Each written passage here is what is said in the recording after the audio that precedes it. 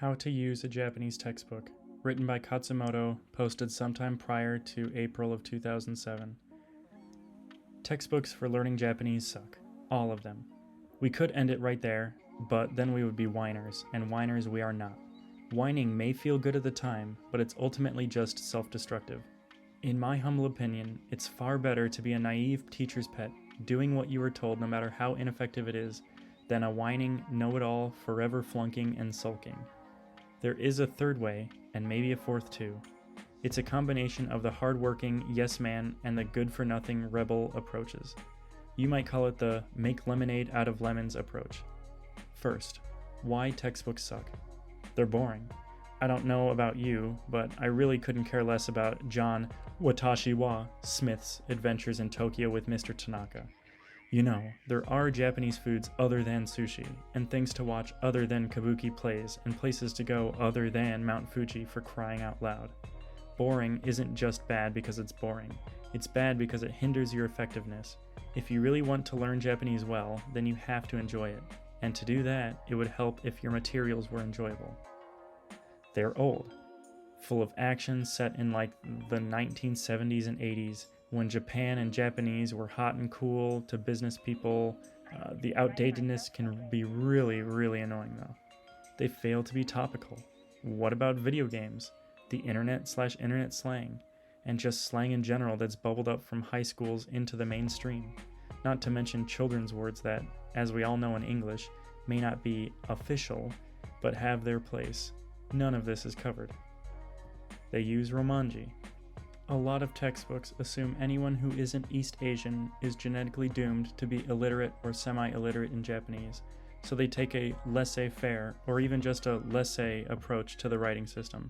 It's effing insulting.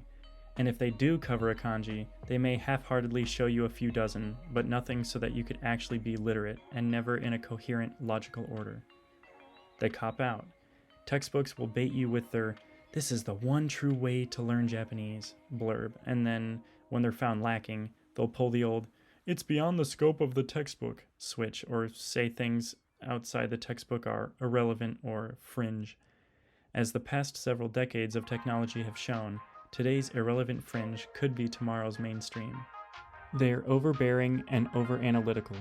Like a mother who won't let her kids see reality, some textbooks so oversimplify things that it's not even real Japanese anymore. It's Japanese, but it's just so wooden and awkward that it might as well not be. Japanese is real and alive and interesting and quirky. People mumble and hem and haw and are lazy about fully pronouncing things. They shorten stuff like crazy.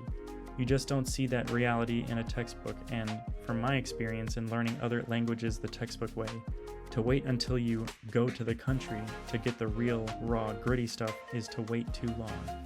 You'll be so shocked by the reality that you might never recover.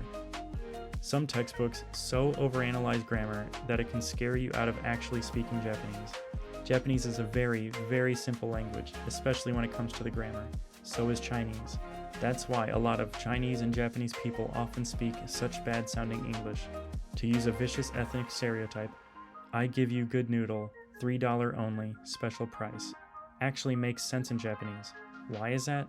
Because Japanese doesn't change verbs for gender or person, I, you, he, they, and does a bare minimum of changing inflection for tense, past, present, future. Japanese is such a simple language that a lot of very smart professors get bored, so they write incredibly complex texts about Japanese grammar just to keep themselves occupied. Result: fun for them, living hell, heck, for you. Not only that, but as I mentioned before, a solid knowledge of grammar is about as useful as an extra buttock, which is to say that it can often be more damaging than useful. When the shiitake, here's to you, Guy Kawasaki, hits the fan, you need to be able to speak actual Japanese, not tell me whether or not suru is a godon base 2 verb. I don't even know what that nas means, which is the point exactly. Analysis makes for nice topping, but crappy cake. Ultimately, I think your foundation must be real Japanese and not an analysis of Japanese. Better to know sentences than to just have random ideas from verb tables. Did I mention boring? Goofy, mindless exercises? I'm sorry, but filling in blanks simply does not cut it. Filling out forms, taxes, immigration, banking? Yes. Blanks? No, no, no, no, no, no, no, no, no. Some have mistakes. This is pretty rare, but some textbooks do have typos. All your hard work and then someone goes and makes a mistake on you? For shame. It's not like I don't have typos, but then again, I'm not forcing you to buy or pay me. I'm begging you. They're expensive. A typical textbook is going to set you back a princely sum. And for what? Badly presented information that you could get somewhere else in a cheaper and more appealing format. That money is best spent on something good. Movies, manga, anime, or even some of the books I've mentioned on the site. I do get a kickback if you buy them, but they are good books. I give you my word. Winky face. You could even save that money and try to center as much of your learning as possible, at least in the early stages, around free internet resources. This isn't meant to be a tirade against textbook writers. It probably is one, but it shouldn't be. It takes a lot of time and effort to write a textbook. I'm not out there busting my gut trying to do it, and the publishers are probably improving. But me thinks that textbooks' improvement shouldn't have to come at your expense. You shouldn't have to sacrifice yourself to some teaching methodology just because that methodology is in vogue or is required, i.e., regardless of its effectiveness. This is your time at stake. You need effective ways of learning Japanese starting right now, before the boredom and confusion kills you. Every day and every moment is a day and moment you can and should be learning Japanese in ways that are more enjoyable and effective. Now, this is a shameless plug of myself, but I would like to think that a lot of those ways are explained right here on this website. What you can do about it, the rampant suckage of textbooks. You can not use textbooks. Not a bad option at all, but it could be scary for someone who, like me, likes that anchoring feeling you get from a nice, heavy, hardcover textbook written by someone with a big academic credential.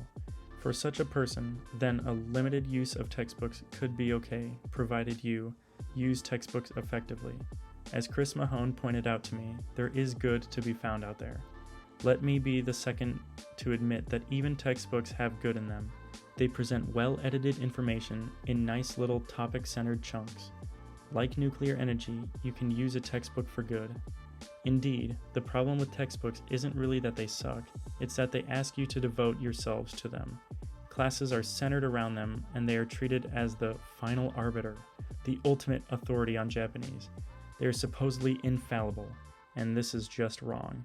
Japanese is growing and changing, while that textbook gets more obsolete with every passing day. So I guess that the core problem isn't the textbooks, but it's the way a lot of people treat textbooks, with this almost religious reverence of which they are undeserving. No single book out there right now is a be-all and end-all of learning Japanese, but there are quite a few excellent individual books out there. None of them, to my knowledge, are textbooks for and about learning Japanese. So anyway, a textbook can be used for good, and here's how. How to use textbooks efficiently. Skip the vocabulary lists. A list of words out of context, outside of a sentence, is nearly useless to you. Go straight for the dialogues and example sentences. Copy those into your SRS. If you work efficiently, you can mine a typical textbook in its entirety over like 3 to 4 hours of actual working time. Perhaps more, perhaps less. A textbook could cost you a lot, and using this method, you might only use it once, to mine for sentences.